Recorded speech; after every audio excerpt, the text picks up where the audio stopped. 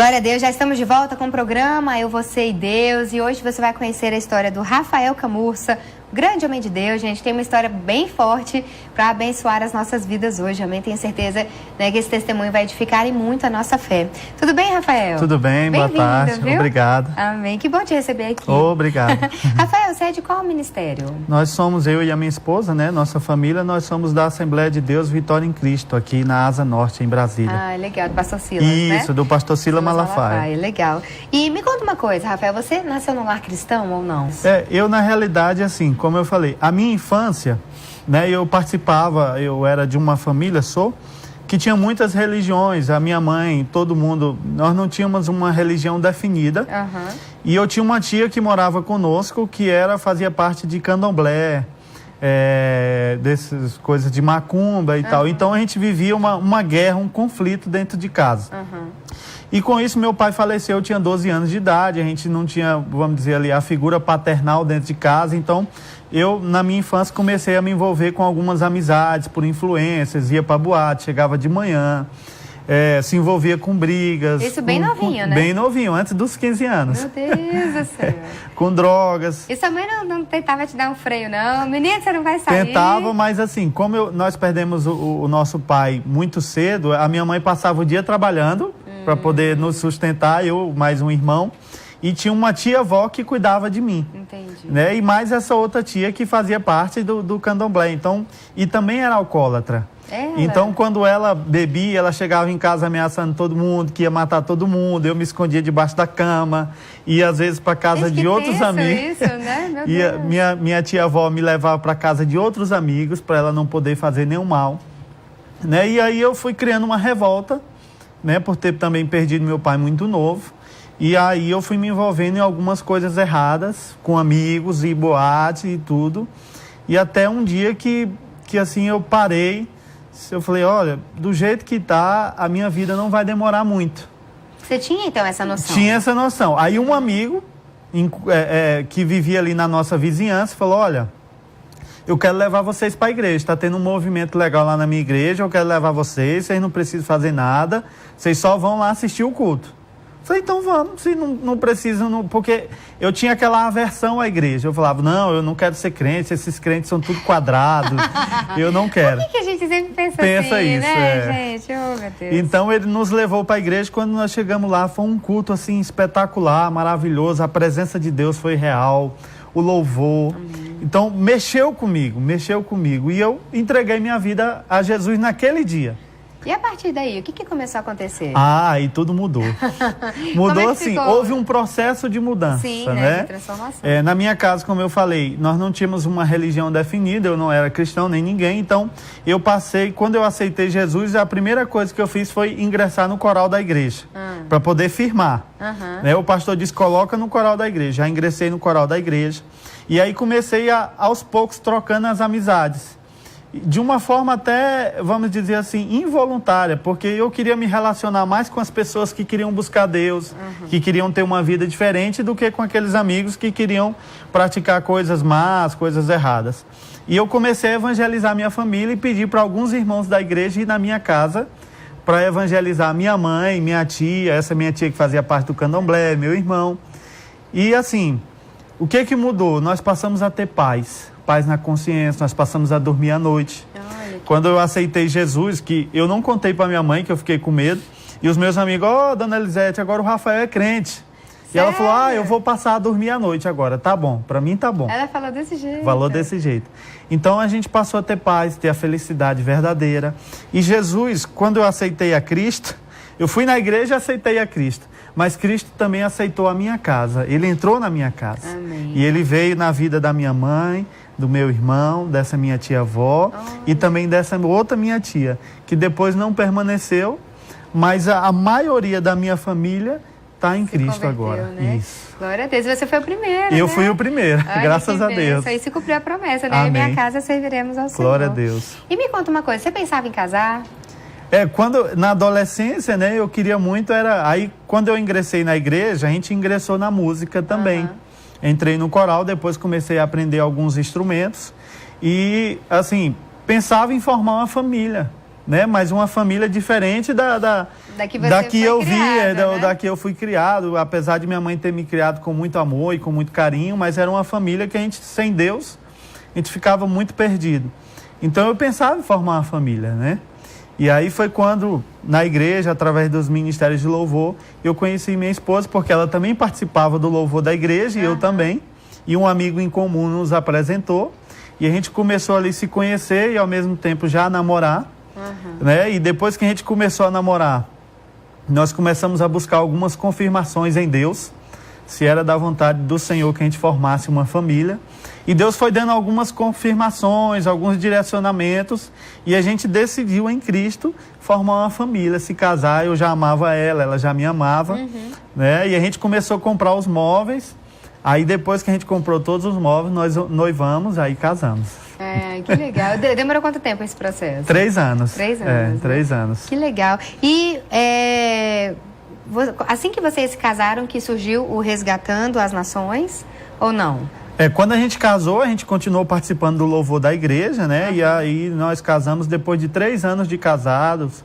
Aí Deus nos deu uma visão profética que era de formar um ministério de louvor chamado Resgatando as Nações, que a gente pudesse fazer trabalhos evangelísticos através usar a música como ferramenta para alcançar vidas através do louvor até em outras nações, né? Por isso que veio esse nome. A gente oramos a Deus e pedimos um nome, um direcionamento, e Deus deu para um componente nosso que era o tecladista, o Berg, o nome Resgatando as Nações. Legal. E eu achei isso muito interessante, né? Como é que tem sido as viagens, né? A sua esposa esteve aqui com a gente na semana passada, ela contou um pouquinho. Mas queria ouvir de você também, desde 2009 que existe, né, o Resgatando as Nações, e as experiências que vocês passaram no Brasil e fora do Brasil, como é que foram? Conta pra gente como é que você tem enxergado realmente os frutos do ministério. Nós já tivemos, graças a Deus, assim, a gente já teve muitas experiências com Deus na obra, né? Mas teve algumas que marcaram o nosso ministério, marcaram a nossa vida. E uma delas, assim, a gente foi na África fazer cruzadas evangelísticas. A gente contactou um missionário que nós conhecemos e combinamos com ele para ele nos receber lá para fazer cruzadas. Nós fomos em Moçambique. E de Moçambique nós fomos até a Zambésia, que é um distrito que tem 2 milhões de habitantes na divisa com a Tanzânia. E nesse percurso a gente se direcionou, programamos a viagem através de ajuda, de patrocínio. Todas essas coisas. Todas essas coisas. Algumas recursos do bolso também.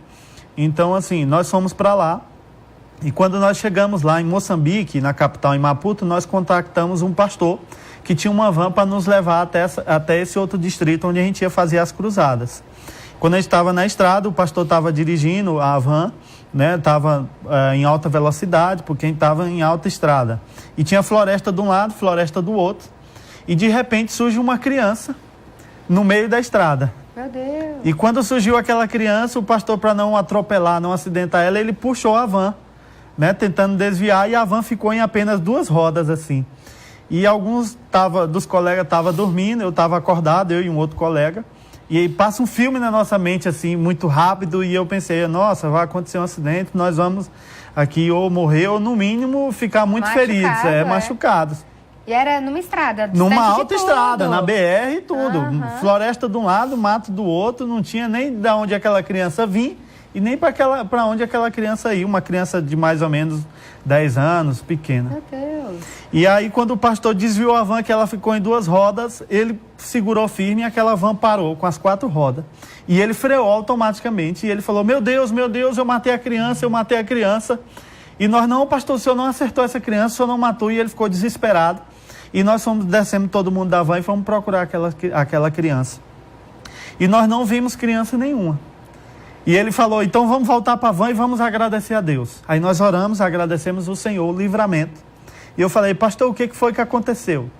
Ele falou, essa criança não existe. Era uma obra de feitiçaria e ocultismo. Meu Deus. Que onde vocês estão indo para fazer esse louvor, essas cruzadas, tem mais de 25 mil feiticeiros registrados em associação, e eles têm uma sede que eles se reúnem uma vez por mês.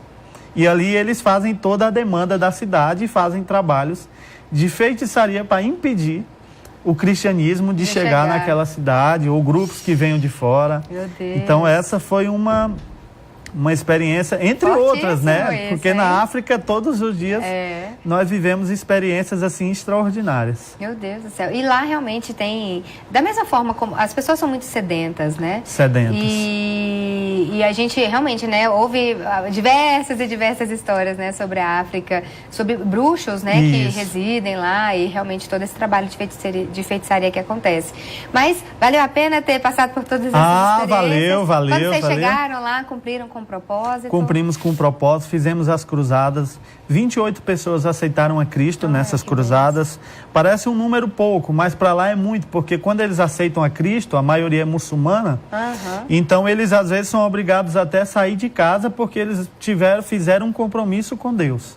Então, assim, quando eles têm algum acompanhamento, pastor? Tem, eles têm... tipo assim, com alguma igreja que os acolhe, que os ajuda, porque é muito difícil, né? Imagina, ele tem ali toda uma realidade, né, da sua vida e tudo, e aí de repente, como o senhor falou, eles recebem a Cristo, até às vezes tem que mudar, né? Isso, e aí, eles têm algum apoio da igreja? Esse missionário que nós visitamos lá, e algumas igrejas, né, que enviam os missionários, já alugam casas já maiores, para que ficam tipo uma espécie de orfanato. Porque tem muitas, por exemplo, onde nós somos, tem muitas crianças que já perderam os pais, ou pela fome, ou pela malária, ou pela AIDS, que são doenças assim que dominam lá, né? Então, assim, esse missionário lá, por exemplo, ele já tinha uma casa maior para abrigar pessoas ou crianças para ele cuidar.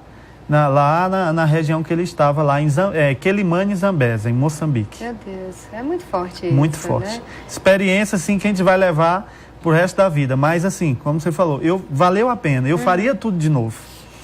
E quando a gente vai lá, nós fomos para abençoar. Mas nós abençoamos, mas nós somos mais abençoados.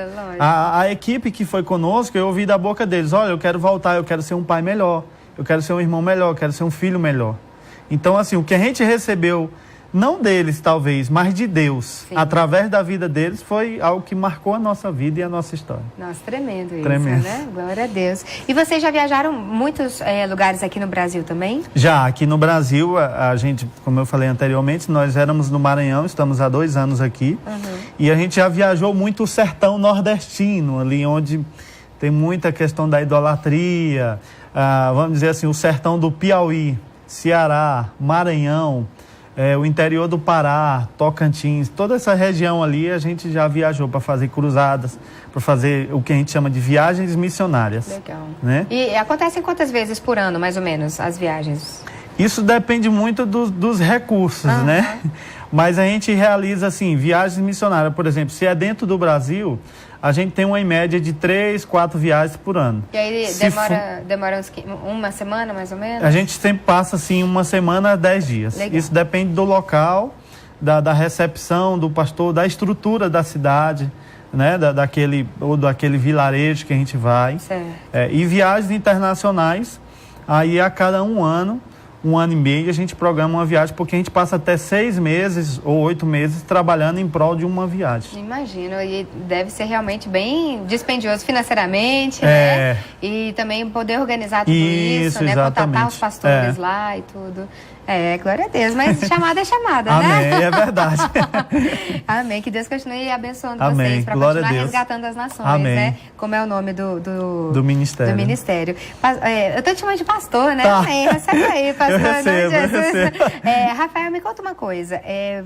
Vocês cantam também, Isso. né? Como falou, o Resgatando as Nações também é um ministério de louvor. Exatamente. No final do nosso programa, a gente vai mostrar o clipe, né? A gente vai encerrar com o clipe de vocês. Amém. Mas eu quero agradecer desde já por você ter vindo aqui, a sua esposa também na semana passada, né, contarem um pouquinho do ministério de vocês, que além, né, de um ministério de louvor, é um ministério de restauração de vidas, né, famílias e tudo mais. E eu queria pedir para você deixar uma palavra para quem está em casa, né, talvez aquilo que Deus, né, esteja compartilhando ao seu coração nesses dias, alguma palavra que Deus pediu para você trazer aqui, o que você teria a deixar para a gente? Amém. Eu quero agradecer, né, a participação aqui. Amém. E quero deixar para você que está em casa, nós gravamos uma live session, um clipe que fala de uma música que fala da mulher do fluxo de sangue, que ela foi até Jesus né?